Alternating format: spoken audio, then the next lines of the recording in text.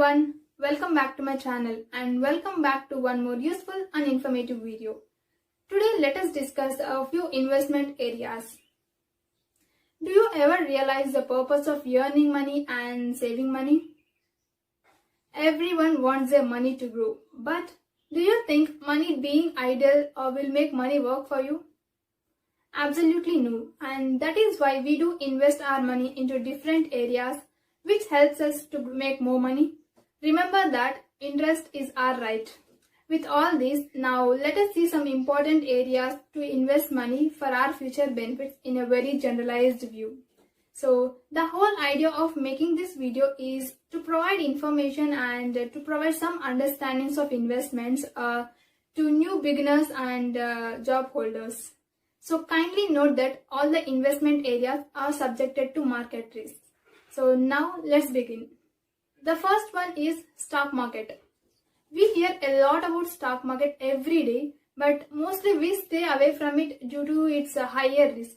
But there are lots of people who earned more and who became rich with the stock market.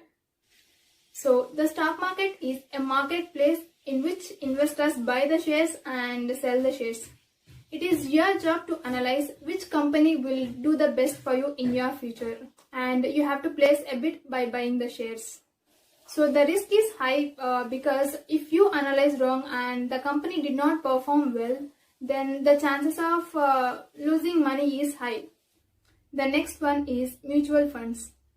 Mutual funds are something like stocks or shares, but the only difference is that stock market is a one-man show where you have to do everything by yourself. Mutual funds collects money from different individuals. Let's say 1,000 rupees from me, 1,000 rupees from you, 1,000 rupees from other person.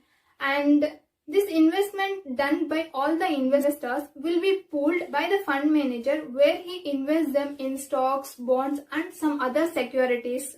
So you don't have to worry about the amount where he is going to invest because he is the one who will take care of it with a commission of some around 0.5% to 2%. So here you can either invest in one time or you can start an SIP, which is called as systematic investment plan. So SIP is something that you can transfer your money every month or every week or every quarter. So here the risk is slightly less compared to stocks and shares. And returns are medium, as in you will get around 7% to 14% interest. It depends on the company.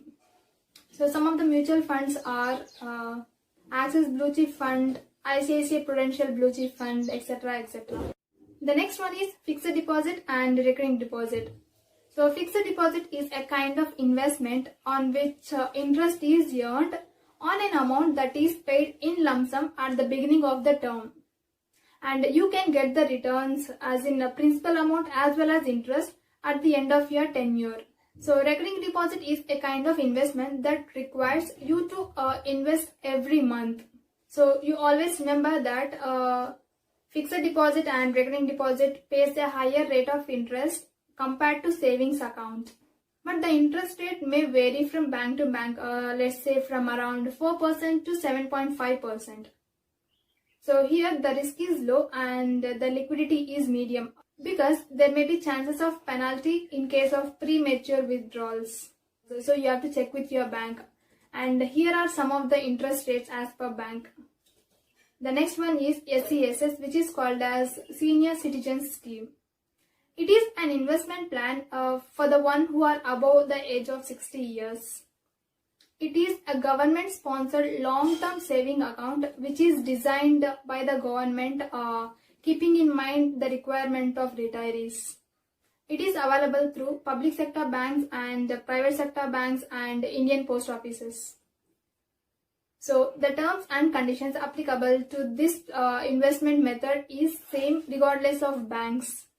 So here the rate of interest is reviewed quarterly by the Ministry of Finance and subject to periodic changes. So here the interest will be calculated and it will be credited every quarterly.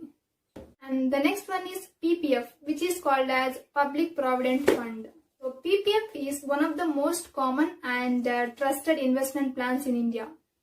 It pays interest rates annually and it requires a minimum of Rs 500 investment every year. So a PPF has a lock-in period of around 15 years before which funds cannot be withdrawn completely.